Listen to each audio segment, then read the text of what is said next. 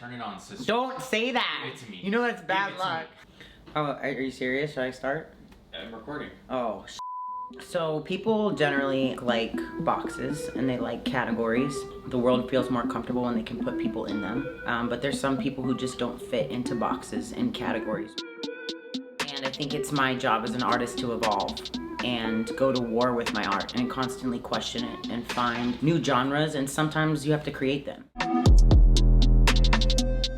And I think there's other people out there who are in their own wars with their own art, and I like to find them, and I like to go to battle with them, and I like to collaborate with them. I am IFBB Olympian Rachel Daniels, and this is The War of Art. So people generally, I think, like boxes and they like categories, and the world feels more comfortable when they can put people in them. But there's some people who just don't fit into boxes and categories, whether it's art or science or anything like that. So I think to live the life of an artist, you know, they always say, is to live a tortured sort of life. And you're a slave to your art, whatever that art may be. And I think it's my job as an artist to evolve and go to war with my art and constantly question it and find new genres, and sometimes you have to create them. And I think there's other people out there who are in their own wars with their own art, and I like to find them, and I like to go to battle with them, and I like to collaborate with them. So I don't think that any of us are the type of people that are fitting in those boxes.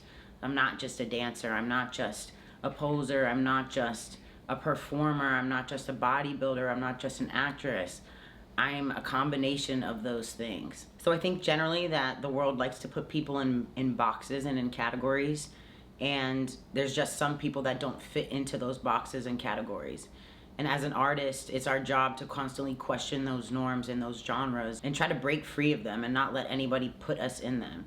And I think that's the constant meaning of War of Art, is living the life of a tortured artist, constantly being not just a slave to your art, but challenging it and going into that uncomfortable place even if you don't know where it is.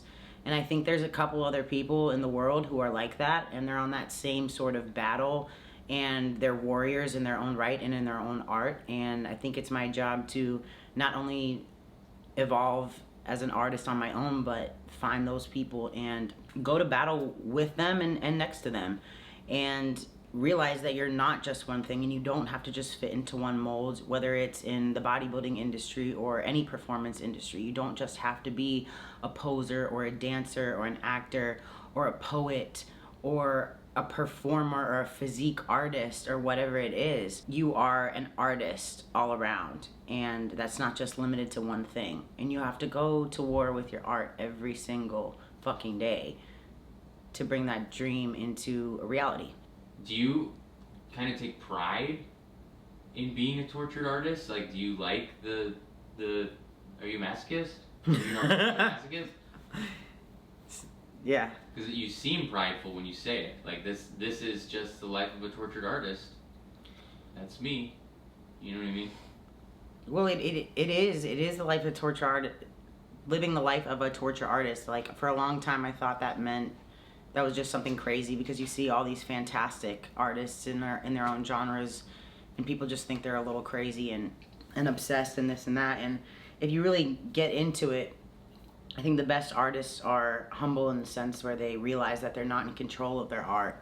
You might have been given talent, and you might have been given a calling, whether it's dance or theater, or whatever your genius is that the muses gave you, right?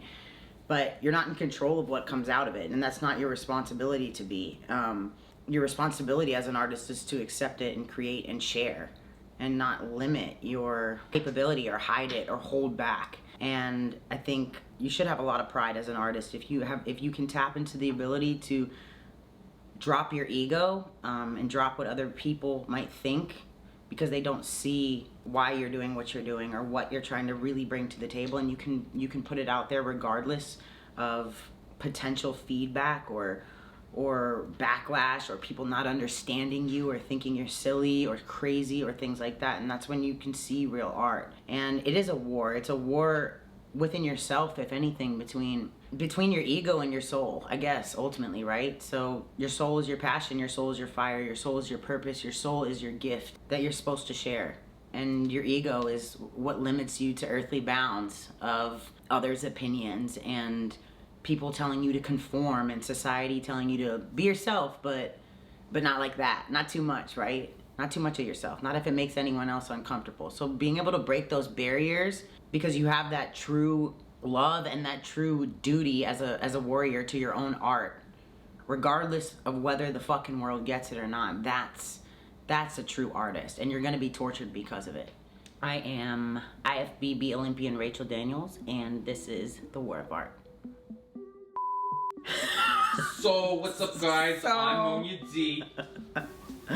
Okay. Up. Let me get in my zone here.